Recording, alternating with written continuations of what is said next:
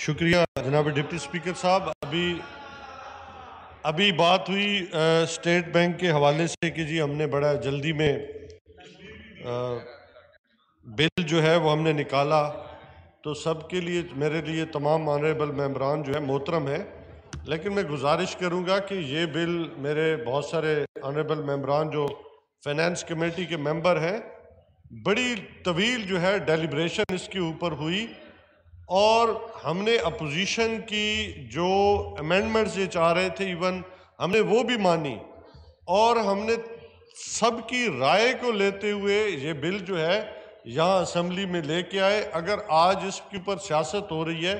تو میری یہ سمجھ سے بالا تر ہے، حالانکہ اس کے اوپر بڑی وضاحت کے ساتھ کہ یہ تو پاکستان بلکہ ان کے بھی اپنے کہ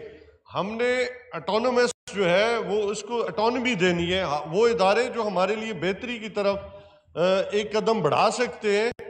تو اس کا مطلب یہ لینا کہ کسی کو اگر ہم خود مختاری دیں اور گورنمنٹ اس سے قرض نہ لے تو اس کو یہ کہنا کہ جی ہم نے آئی ایم ایف کے حوالے کر دیا، یہ بڑی افسوسناک بات ہے. ہم سب پاکستانی ہیں، اور بحیثیت پاکستانی جب ہمیں ووٹ ملتے ہیں تو ہم اس ایوان کے اندر آتے ہیں، اور ایوان کے اندر آرٹیکل 65 کے نیچے ہم حلف لیتے ہیں. پھر ہمیں یہ کہنا کہ جی ہم پاکستانی ہیں اور دوسرے پاکستانی نہیں ہے، بڑی افسوسناک بات ہے. اللہ تعالیٰ نے ہمیں عزت دی ہے، پاکستان کی عوام نے ہمیں ووٹ دیا ہے. ہاں، آپ کا ایک اپنا مینیفیسٹو ہوگا، ہمارا ایک اپنا مینیفیسٹو ہے کہ ہم نے جو ہے اداروں کو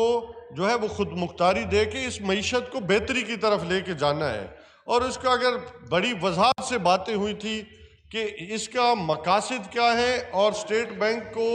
کہ جو بورڈ آف گورنرز ہے اس کو کون دیکھے، پاکستان یہ پرائم منسٹر اس کو نامینیٹ کرے گا نا جی، کوئی باہر سے تو نہیں اس کو. اور اس کے کسی بھی شک کے اوپر یہ بتا دیں کہ اس کی اپوائنٹمنٹ جو ہے کسی بھی